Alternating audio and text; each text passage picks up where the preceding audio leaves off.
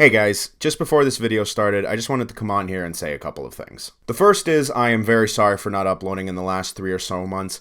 I've said this before, but the reason why I make these videos is they're just for fun. So if I don't have the drive or the ideas to, make videos or make content, I won't force myself to do it. But there are more videos on the way. I got one on Tick Tick Boom in the works. I got one on Spider-Man No Way Home in the works. And I got one on Logan in the works.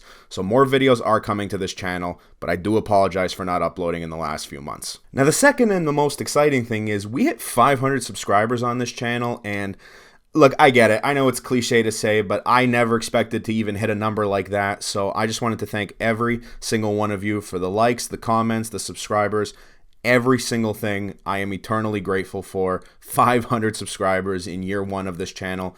I guess we're going to try and hit 1,000 in year 2 or more. That's up to you guys, whatever the case. Thank you so much for 500 subscribers. Now we can get into the video essay.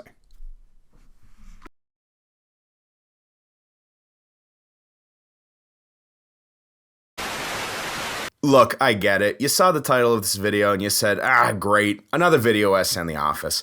But you know what? This isn't just another video essay on The Office. It's my first video essay on The Office. That's right. This pretentious Canadian Gen Zer has an opinion to share about Twitter's favorite sitcom. And that means something. I think. I don't know. I put a big word in the title, so that's got to mean something. But I guess I'm just rambling now, so whatever. Let's just get on with this video essay.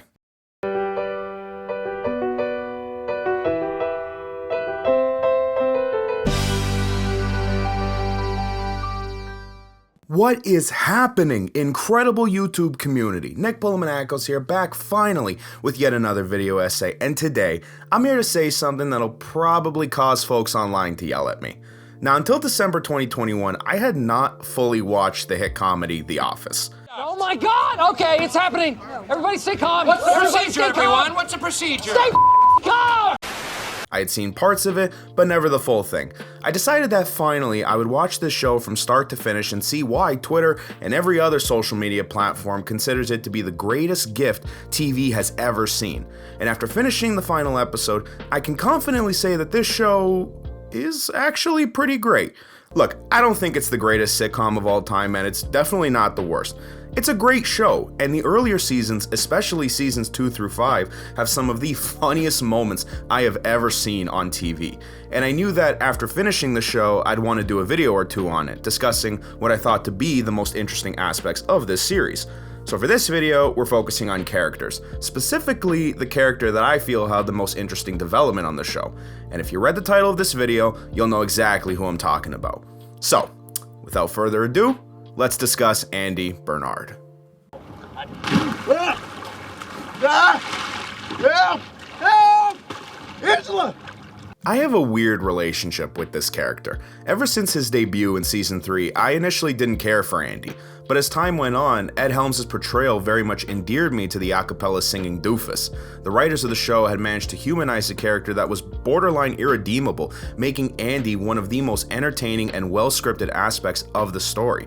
So for this video, I'm going to examine how the show managed to take Andy, an almost universally hated character, and turn him into one of the most beloved members of Dunder Mifflin.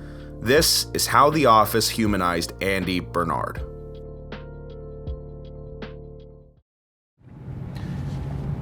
Beer me. What's that? Hand me that water. I always say beer me. Gets a laugh like a quarter of the time. Okay. Before we start discussing what made Andy such a likable presence on The Office, let's briefly explain how the show initially made him just so annoying, gross, villainous, and probably several other adjectives that I can't even think of right now. Debuting during the golden age of the series, Andy Bernard made his first appearance in season 3, where he's a salesman for Dunder Mifflin's Stamford branch, which also happens to now employ one Jim Halpert, who left the Scranton branch at the end of season 2. Now, on the outset, Andy is very clearly designed to be a foil for Jim. With Dwight and Michael still being at the Scranton branch, it was very clear that Jim needed someone to both befriend and screw with to keep the hijinks that the show had become known for still prevalent. And so, the writers developed Andy. Cocky, annoying, and intrusive like Dwight, he even shared a similarly empty title like regional director in charge of sales, as well as always trying to be funny and the center of attention, like Michael. That being said though, unlike Dwight and Michael, who throughout the show's initial 2 seasons, and especially at the beginning of the show's 3rd season, had demonstrated moments of humility and empathy, Andy was pretty much always unlikable. There was nothing about this character where you'd second guess disliking him. Every single time this dude opened his mouth about going to Cornell University. I went to Cornell. Cornell. I instantly became annoyed. Every time he cooked up a new scheme, I hoped he'd fail miserably. And every time he tried to kiss his boss's ass, whether it be Josh or Michael, I groaned in annoyance. Andy had become one of the office's most annoying and most villainous characters in a mere dozen or so episodes. And I think this is why I was so shocked when I actually started enjoying seeing this character in storylines. I firmly believe that at least one of The Office's greatest achievements is taking a character so vilified by fans and turning him into one that you'd have no problem rooting for. You see, midway through the 3rd season, creator Greg Daniels decided to promote Ed Helms to series regular, meaning that despite what we had seen in the season 3 episode The Return,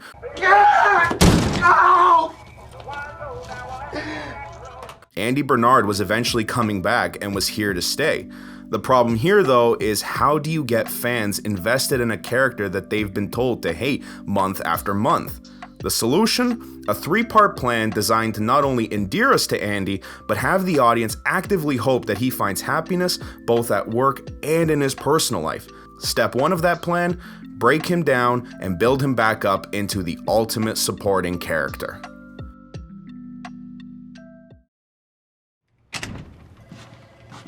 Good morning, Pam. Oh, welcome back, Andy. Drew. I'm Drew now.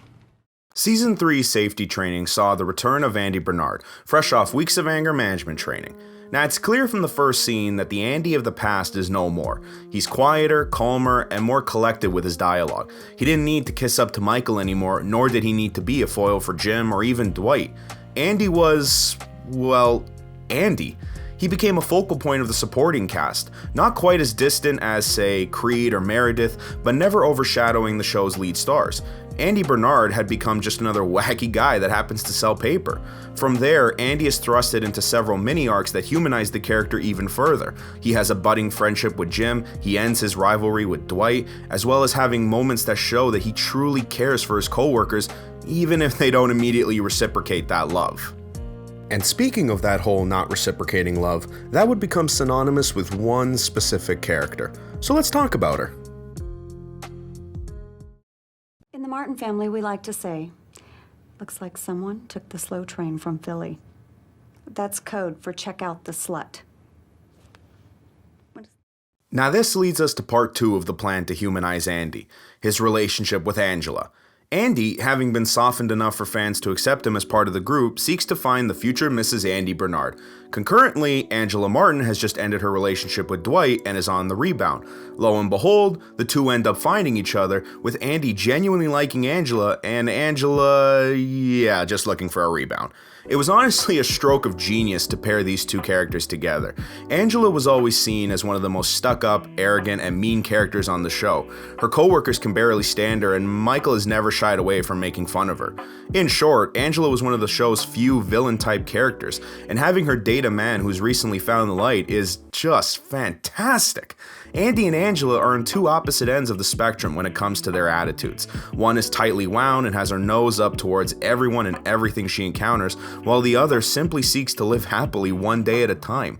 What this pairing does so well for Andy's character is make him the hero in this relationship. Andy was always patient with Angela, making sure she knew that she was the top priority in his life, something she clearly loved and eventually used as a weapon to make Dwight jealous. He encouraged her to continue to love her pets as if they were her children, going the extra mile when Dwight never did. And yet, even with all that, it was clear that Angela was never truly over Dwight, as she continuously cheated on Andy with him. She never helped with their wedding planning and forced Andy to meet her increasingly high demands for what a boyfriend/fiancé should be. For every soft Angela moment that the series presented, 3 negative ones would succeed it, which in turn not only vilified Angela even further, but softened Andy to a point where you're yelling at the TV screen for him to realize that this relationship is not working. Andy had nothing but good, albeit ill-advised, intention when entering into a relationship with Angela. Characters were pretty clear with him that he shouldn't pursue Angela, but he did anyways because he genuinely liked her.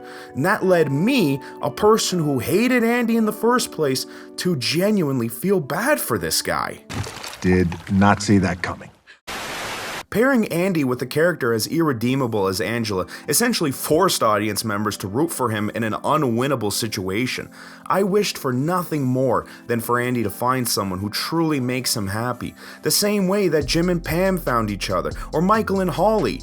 Hell, even Dwight and Angela. Andy was nothing but sweet towards the cold-hearted Angela, so when their relationship finally ended in the 5th season episode The Duel, fans were clamoring for Andy to be in a relationship that didn't cause him pain. And that's when she enters, the third and final part of the plan to humanize Andy Bernard, Erin Hannon.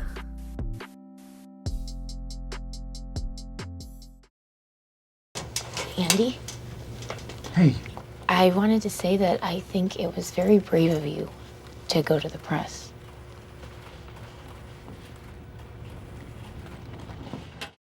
Erin is such a special character. She's easily one of my all-time favorite additions to the show, and Ellie Kemper does a fantastic job at portraying the naive, curious, and good-hearted receptionist that is Erin Hannon.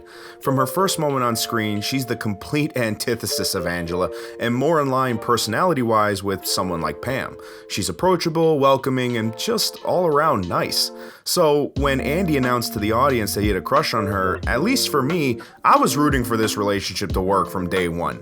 See, it's pretty clear from the first interaction that Erin is who Andy has been looking for. After finally freeing himself from the relationship with Angela, Erin feels like a light at the end of the tunnel. Someone who not only matches Andy's quirks and energy, but also someone who could ground him when he gets in his own head. However, this wasn't a relationship that happened overnight. Going the Jim and Pam route, the writers decided to take their time with bringing Erin and Andy together. While yes, it was clear that they should be together, the writers laid a slew of groundwork for both characters so that when they finally did decide to become a couple, it felt heartfelt and earned. Starting off as friends, we learned that Andy and Erin come from opposite backgrounds yet experience similar childhoods. While Erin grew up poor and in the foster system, and Andy was a spoiled rich kid from the East Coast, both struggled during their younger years to be seen, to be heard, and to be loved. Somehow, though, their respective upbringings led to them being two of the most positive people in the office. Both are charismatic, easily excited, quick to help, and above all else, romantics, showcasing why they're drawn to each other. Unsurprisingly, after several comical mishaps where neither can get on the same page about their feelings, they enter into a relationship and all seems right in the world with everything being sunshine and rainbows. Until it wasn't. See, Andy and Erin had been in the honeymoon phase for most of season 6, but during episode 22, titled Secretary's Day, Michael accidentally reveals that Andy and Angela were engaged, information that Andy hadn't shared with Erin yet. This revelation is too much for Erin to process, saying that Andy cannot be trusted, and their relationship ends quicker than I think most fans expected it to. Andy and Erin were perfect for each other, until they weren't. See, I was angry at this storytelling choice as I thought that Andy as a character had earned this moment of happiness. But then, as I sat on my couch clutching my M&Ms, I realized something. It's not that Andy hadn't earned happiness, but this was going to be yet another testament to show how much he's grown. Season 3 Andy would have blown the roof off this building over a relationship ending like this. He'd most likely punch a wall, think of a revenge scheme, and have it fall flat on its face. But this isn't Season 3 Andy. It's Season 6 Andy, someone who not only understands Erin's point of view, but empathizes with her and accepts her decision. The two decide to remain friends with the rest of Season 6 and all of Season 7, showing that they'll always be there for each other, and also that maybe, just maybe, the spark hadn't died out completely. This leads us to Season 8, and you know, on this channel, I try to be as positive as possible because I'm not a critic, so I don't usually post videos to speak negatively about art. That being said, Season 8 of The Office is... it's just bad, man. Like, all of it sucks. But I'm not going to get caught up in that because the season's brightest moments involve Andy and Erin. When Erin is enlisted to assist in Dunder Mifflin / Saber's new retail project in Florida, she announces that she actually intends to stay there and not return to Scranton. Andy, who has finally realized yet again that he loves Erin, doesn't even think twice before deciding to drive down there and bring her home. Everything that the writers had done to break Andy down and build him back up has led us to this moment. In a split second, Andy not only knows that Erin is making a huge mistake, but that he can't bear to be apart from her. When he finally arrives, Erin is obviously apprehensive, but thanks to some words of encouragement from an older woman that she befriended, who also saw how kind and caring Andy could be, Erin agrees to go back with him to Scranton and to their relationship once more. At this moment, Andy finally achieved true happiness, and as an audience member, I couldn't have been happier to see this character softened up to a point where I can actively cheer when Erin and Andy rode off into the sunset, thus completing the humanization of Andy Bernard.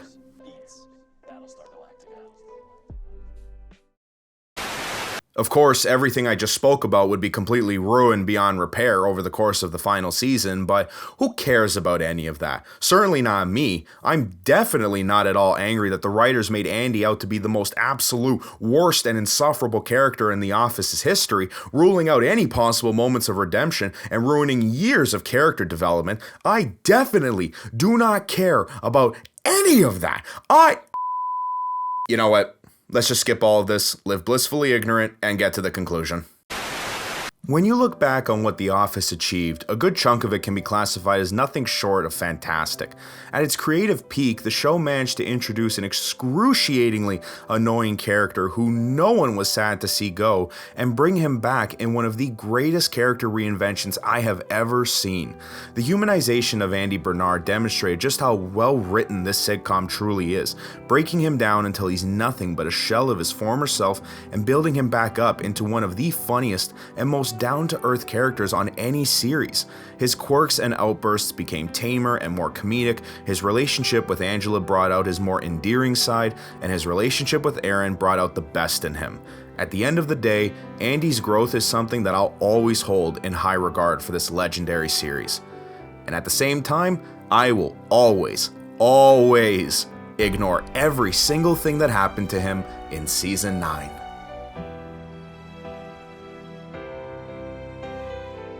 Hello, spectacular YouTube community. Thanks so much for checking out my video essay on Andy Bernard and The Office. As always, don't forget to like, comment, and subscribe. You can find me on Twitter at Nick Manakos, and I've been Nick Pulmanakos, and I will see you all for my next video. Later, guys.